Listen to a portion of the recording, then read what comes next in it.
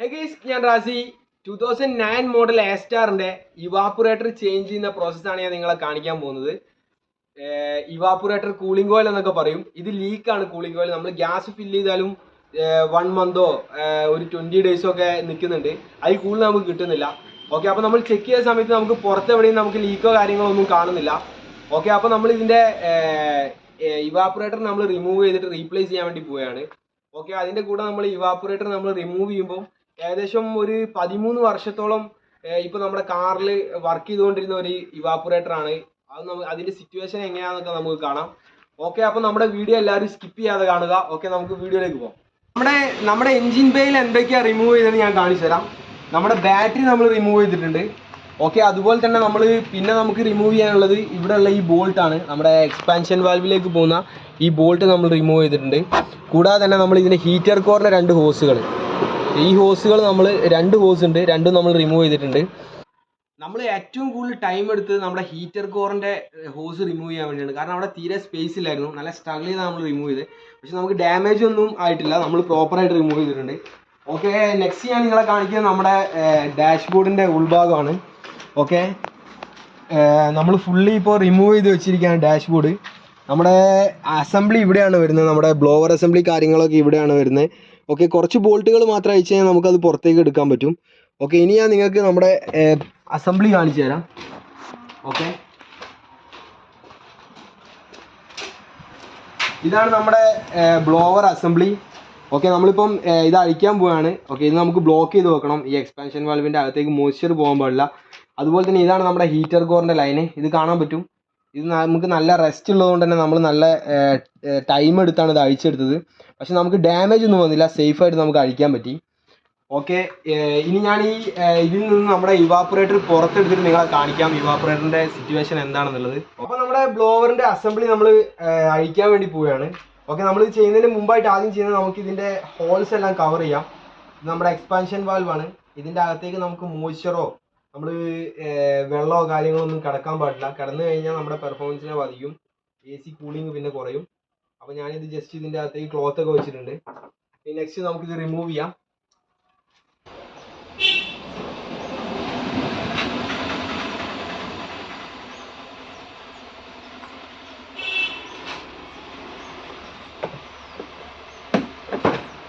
അപ്പോൾ നമ്മൾ ആദ്യം തന്നെ നമ്മൾ ഈ 2 പീസുകൾ സെപ്പറേറ്റ് ആക്കിയിട്ടുണ്ട്. ഓക്കെ, ഇത് നമ്മുടെ കൺട്രോൾസ് വരുന്ന സൈഡാണ്, നമുക്ക് കാണാൻ പറ്റും. നമുക്ക് ഫേസിലേക്ക് അതുപോലെ തന്നെ നമ്മുടെ അകത്തുള്ള കൺട്രോൾസ് വരുന്ന ഭാഗമാണ്. പിന്നെ ഇത് നമ്മുടെ ഹീറ്റർ കോറിൻ്റെ നമ്മൾ ഹീറ്റ് കിട്ടാൻ വേണ്ടി മൂവ് ചെയ്യുന്ന സമയത്ത് ഇതാണ് വർക്കാവുക. അപ്പോൾ നെക്സ്റ്റ് നമുക്ക് ചെയ്യാനുള്ളത് ഇത് നമുക്ക് പീസ് ചെയ്യാം, എന്നിട്ട് നമുക്ക് അസംബ്ലി പുറത്തെടുക്കാം.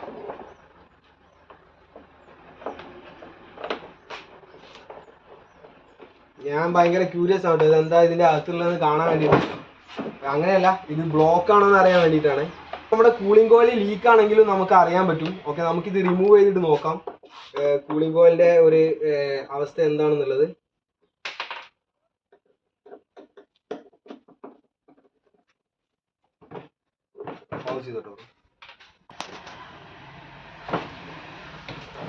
ഓക്കെ, അപ്പോൾ നമ്മൾ റിമൂവ് ചെയ്തു. ഇനി നമുക്ക് നോക്കാം. ഇത് നമ്മുടെ തെർമിസ്റ്ററാണ്.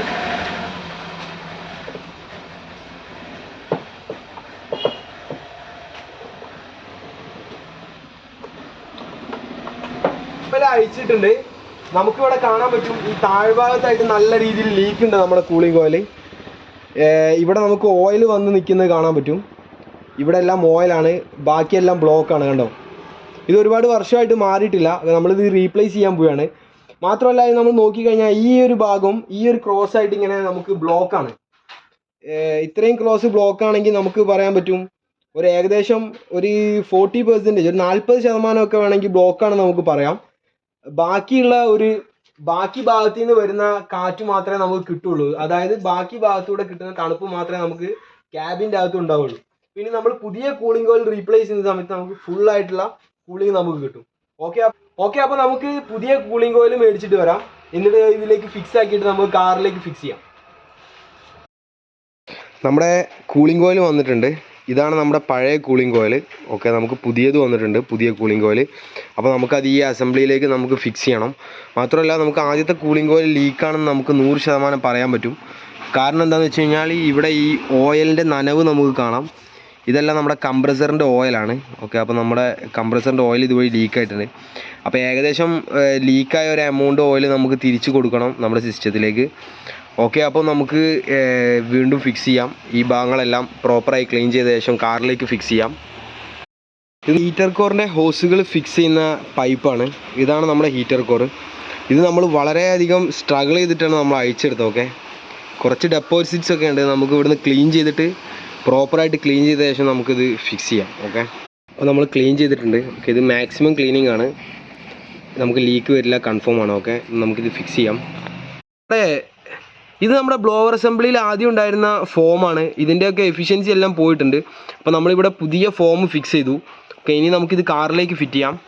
ഓപ്പറേറ്ററിൻ്റെ അസംബ്ലി നമ്മൾ ഫിക്സ് ചെയ്തു. നമ്മൾ ഗേജിൽ അതുപോലെ ലീക്ക് ചെക്ക് ചെയ്യുന്നുണ്ട്. നമ്മുടെ ഗേജിൽ നമ്മൾ ലീക്ക് ചെക്ക് ചെയ്യുന്നുണ്ട്. ലീക്കൊന്നുമില്ല, ഓക്കെ ആണ്. അപ്പോൾ നമുക്ക് ബാക്കി പ്രൊസീജിയറൊക്കെ കംപ്ലീറ്റ് ചെയ്യാം. നമ്മുടെ ഡാഷ്ബോർഡൊക്കെ ഫിക്സ് ചെയ്ത് ഫിനിഷ് ചെയ്യാം. ഈ കാണുന്നത് നമ്മുടെ ക്യാബിൻ ഫിൽറ്ററാണ്. ക്യാബിൻ ഫിൽറ്റർ ക്ലീൻ ആണ്, വലിയ കുഴപ്പമൊന്നുമില്ല. അപ്പോൾ ഈ ക്യാബിൻ ഫിൽറ്റർ നമുക്ക് ഫിക്സ് ചെയ്യാം.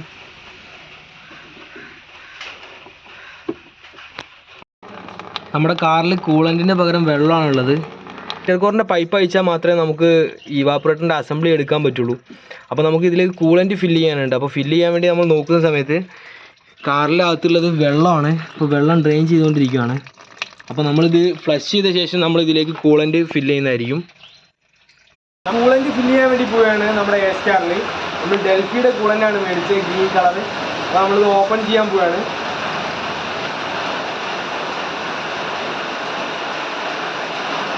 നമുക്കിനി കൂളൻ്റ് ഒഴിക്കാം.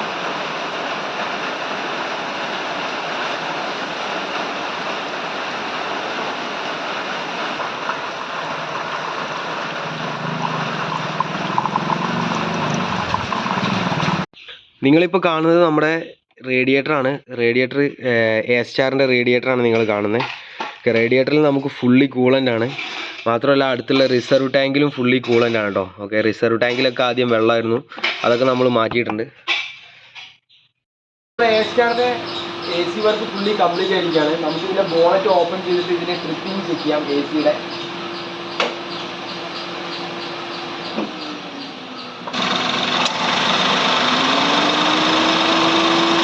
AC കംപ്രസർ എൻഗേജ് ആയിട്ടുണ്ട്.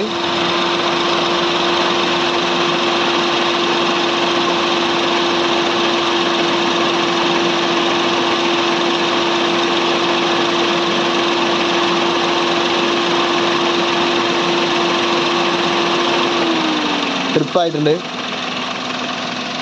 സെയിം നമുക്ക് കാണാൻ പറ്റും. നമ്മുടെ ലോ പ്രഷർ ലൈനാണ്. ലോ പ്രഷർ ലൈനിലൊക്കെ നല്ല രീതിയിൽ നമുക്ക് തണുപ്പ് വരുന്നുണ്ട്.